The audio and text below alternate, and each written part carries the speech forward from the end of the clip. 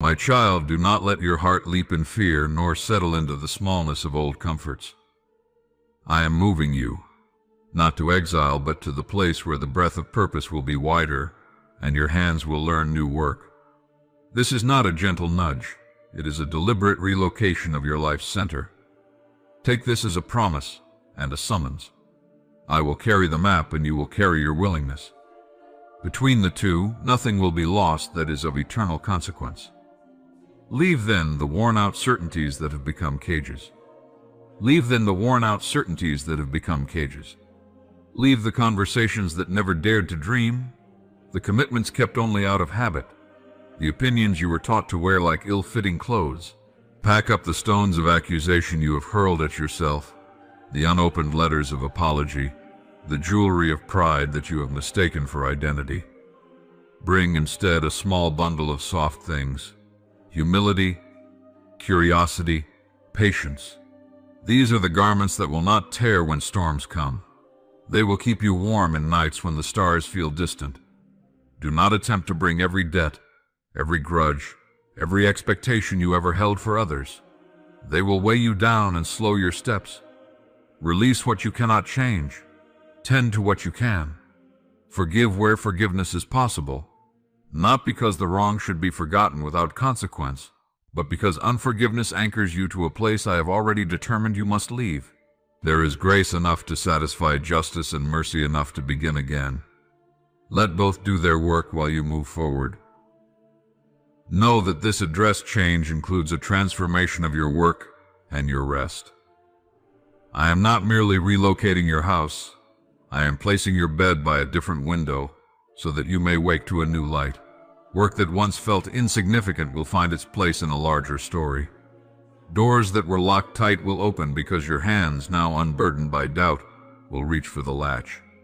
But there will also be nights when you must learn the discipline of rest. True rest, not busyness disguised as virtue. In that rest, your heart will remember who I made you to be. You will meet new people on this path, companions who will challenge you, lovers who will heighten your compassion, strangers who will become family. Do not fear them, but do not idolize them either. Learn to recognize when a person is a waypoint and when they are a home. Some will sharpen your spirit, others will blunt it. Listen with reverence, but test what you hear with the life I have written into you. Keep your doors open enough to receive help and wise counsel, and firm enough to protect the fragile growth that takes root inside you. I will change the landscape around you. Mountains may rise where plains were, and rivers will reroute their courses. What appears as obstacle is often the shaping hand of architecture. I build character with resistance. When you face a cliff, do not think I have abandoned you. Think rather that I am teaching you a new kind of climbing, that I might show you vistas you could not see from the lowlands. The climb will demand skill and a surrender of false independence. The view will repay both. Expect seasons. This address change is not an instant escape from hardship. There will be mornings when the bed you wake in is still new enough that loneliness creaks in the corners, and evenings when questions sit on your chest like heavy quilts. Seasons are part of formation. Winter hardens roots, summer makes them stretch. The fruit of the new home will not be immediate in every branch.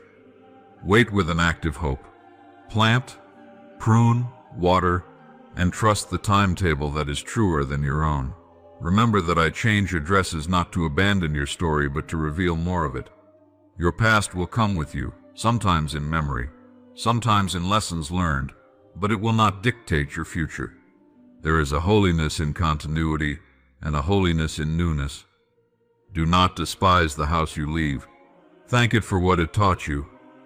At the same time, do not let gratitude for the old become an excuse to resist the gift I am now handing you. You will be tempted to rush this journey by bargaining for shortcuts. Beware bargains that promise arrival without growth, certainty without discernment, success without sacrifice. They are counterfeit maps drawn by fear and by the clamor of quick applause. The path I choose for you is not the easiest, but it is the truest. It will call you to courage, the kind that looks fear in the face and says, I will move anyway. Courage births integrity. Integrity births the kind of life that anchors others. Practical things I will give you for the road. A clarity of vision so your steps are not wasted. A resilience that mends small betrayals and setbacks. Companions who will walk with you and prophets who will correct you. I will teach your hands to make what is needed and your mind to see what others miss. I will place opportunities in your path that fit the shape of your heart, not merely your skill set.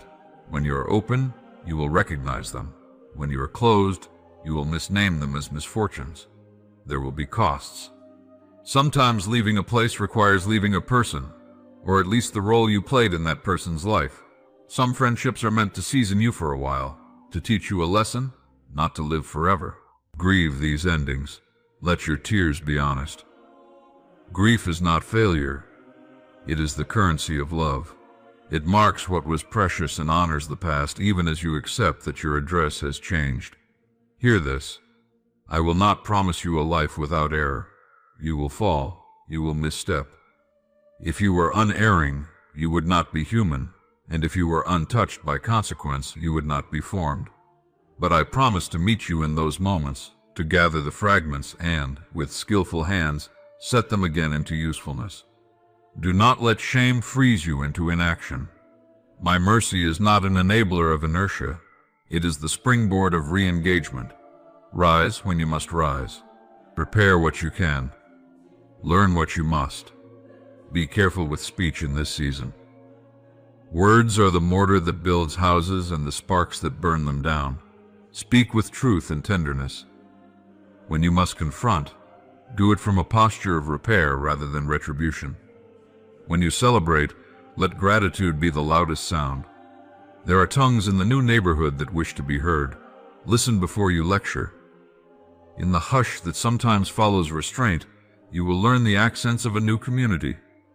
As you reconstruct the interior of your life, cultivate a simple altar, a rhythm of silence, an hour of honest reflection, a practice of giving. The altar is not a place to prove worth, but a place to reorient, to remember that you are not the builder who alone carries the burden. Let these practices be small gestures that form a larger disposition. Routine makes the soul reliable. Do not despise the small acts of faith. They are often the scaffolding of great outcomes. I am relocating more than your physical address. I am shifting the axis of your heart. What used to be the center will become peripheral. You will find new loyalties, and the recalibration will unsettle you.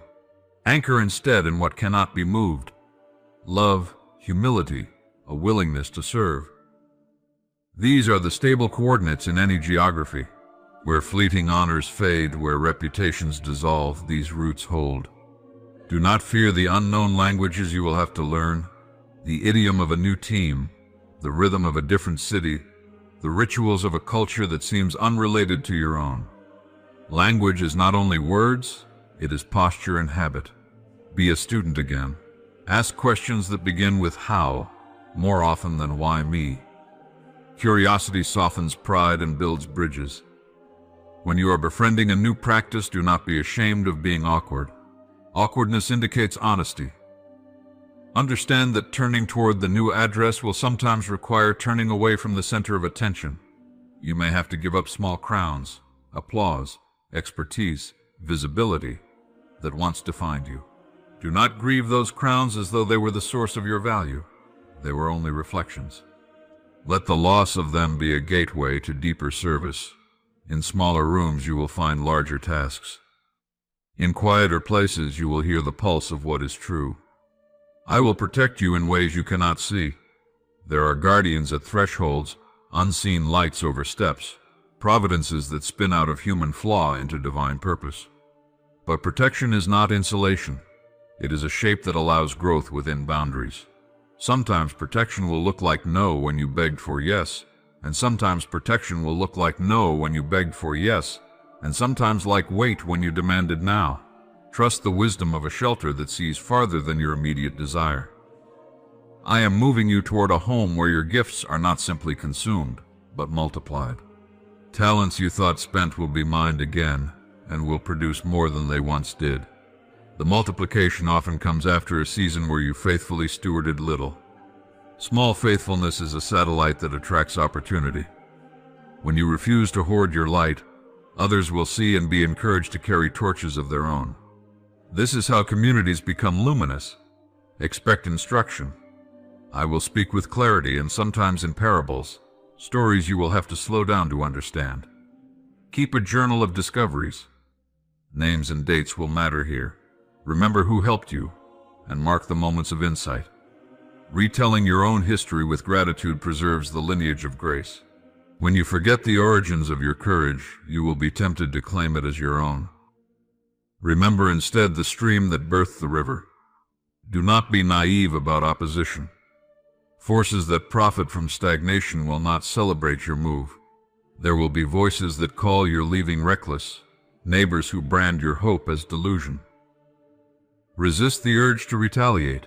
Sometimes the clearest victory is silence and a better life. When you meet resistance, respond with more integrity, not more rhetoric. Let your life be the answer those critics cannot craft. Be creative in stewardship. New address, new resources, new responsibilities. But stewardship is not only of money. Steward your attention, your time, your affection. Where you invest these, life will grow. Allocate them with care. Fast from what steals them and feast on what nourishes them.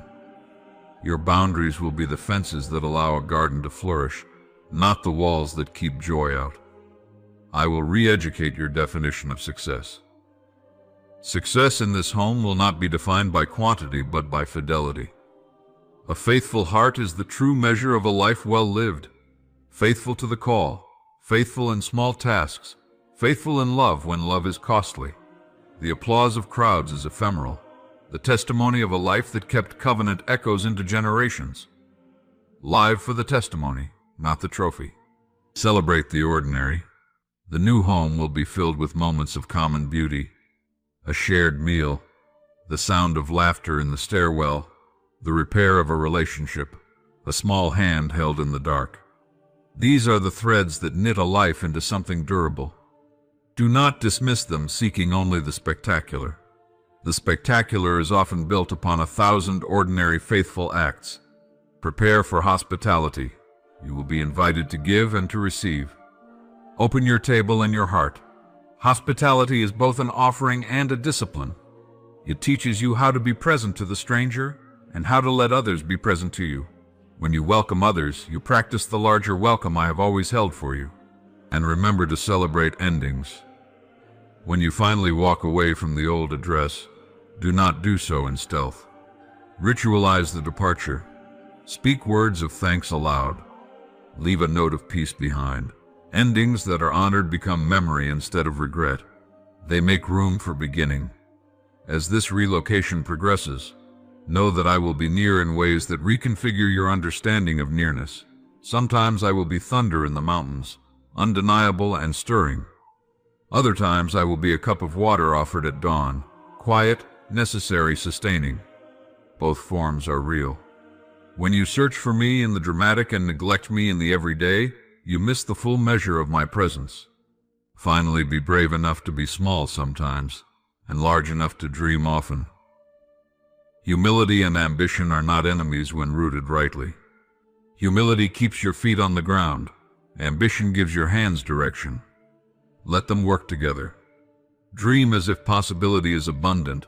Serve as if your life is alone. Live as one who has been given a new address and recognizes that the home is both gift and task. Go now with a steady heart. Pack up the essentials: honesty, repentance, courage, generosity, and rest. Fold them carefully. Leave the rest behind or send it ahead as a memory that informs but does not imprison. I will travel with you. My presence is the seal on your relocation. Where you arrive, you will find not merely a new set of walls, but a deeper capacity to love, to create, and to bless. Listen for the sound of new doors. They will not all be loud. Some will open with a small click, an invitation to volunteer, a whispered come from someone you barely know, a sudden clarity in prayer. Step through them. Each door is a doorway to a broader address, and every doorway you cross with integrity reshapes the city around you. Trust this. The move I orchestrate is not for vanity, not for self-exaltation, but for the flourishing of many. Your new home will be a place where those who are overlooked are seen, where courage is modeled and taught, where love is practiced as a verb. In that address, your life will have consequences beyond your sightlines. That is the economy I am cultivating. My child, I move you not from restlessness, but from intention. To remain forever where you first felt safe would be to mistake shelter for destiny. I change your location because I will not allow your life to calcify around comfort. Movement preserves wonder and reshapes appetite. When you are shifted, the small certainties you mistook for truth loosen their hold so truer longings can rise. Sometimes the relocation is plainly physical. A new town, a different house, a changed workplace. Those moves are practical. Soil matters and seasons matter. Your gifts often need particular ground to flourish. Yet more crucial are the relocations that happen inside you, a reordering of priorities, a re-education of desires, a new horizon for your imagination. Mental and spiritual moves are quieter but more enduring. They alter how you inhabit every place. I change location to dismantle idols of convenience. Comfort will always tempt you to settle, to believe systems are final. I displace you so you relearn dependence upon truth and not upon ease. This displacement is a corrective. It awakens hunger for what is lasting. Hunger drives prayer and creativity. It births the next chapter of faithfulness. Relocation tests what you love at your center. Loyalty to a house or a role is different from devotion to a calling. By moving you, I invite you to choose allegiance afresh. Will you serve habit, or will you serve purpose? Choosing the latter produces a love that stands when applause fades and when scenery changes. I move you to cultivate humility. Familiar admiration can become identity, and identity calcifies into entitlement. A new place strips automatic esteem, asking you to prove your tenderness and competence again, not for vanity but for growth. Humility reopens the hand so grace can flow anew. I change your bearings to grow compassion. When you inhabit only one neighborhood, you imagine reality from its borders. By placing you among varied people's sorrows and joys, I widen your imagination for another's pain and pleasure. Your prayers acquire accents you did not know, and your service learns new languages of consolation. Relocation reveals what rests beneath routine. Comfort covers fears and motifs of avoidance. In strange places, those coverings rub thin, and the real condition of the heart shows. This exposure is not punitive, it is clarifying. Once seen, what is wounded may be tended, what is hollow may be filled. Sometimes I move you to protect what I am forming. Not every season is for display. Some formative work must happen away from applause and interruption. Shelters of temporary withdrawal are not cowardice but preparation. In those seasons you build endurance and mend what the spotlight would have frayed. I move you to orchestrate encounters. There is an intelligence to meetings and intersections I steward. Your relocation places you where teachers, friends, and challengers will cross your path. Some doors you did not know you needed will open. Some tasks will be given because you happened into readiness. This is not random. It is providence enacted through motion. Change is also a refiner of truth love. Feelings will pull you toward comfort or fear. Truth will sometimes pull you through discomfort toward growth. When your heart's thermostat has to be reset by new surroundings, you learn to root worth in what is durable rather than in what flatters. I move you to teach inventive faith. New contexts require novel solutions. Where you once used formula, you will now practice improvisation. Making do with scarce resources trains creativity and trust. These practices yield durability, a faith that adapts and ministers in many climates. Relocation is a teacher of endings and beginnings. Departures are not failures, they are transformations. Leaving with gratitude honors the past and frees you for emergence. Begin well and end well. Together they compose a whole life marked by rhythm rather than random drift. I change your address to form a pilgrim's heart. Home is not only a location, It is orientation toward what is true and beautiful. A pilgrim's identity is made by direction, not by dwelling. Being aimed keeps the soul ready to love widely, to let go bravely, and to receive without clinging. I do not always show you the entire route. Mystery is part of faith. Not knowing the map cultivates trust and patience. Sometimes the instruction is simply to move, to step into a sequence whose later meaning will only be revealed in retrospect. This is how endurance and testimony are formed. I shift you because opposition will come. Those who benefit from the old will resist the new. When resistance rises, let your response be perseverance and clearer generosity. Fight with better life rather than louder complaint. In that posture you overcome more thoroughly.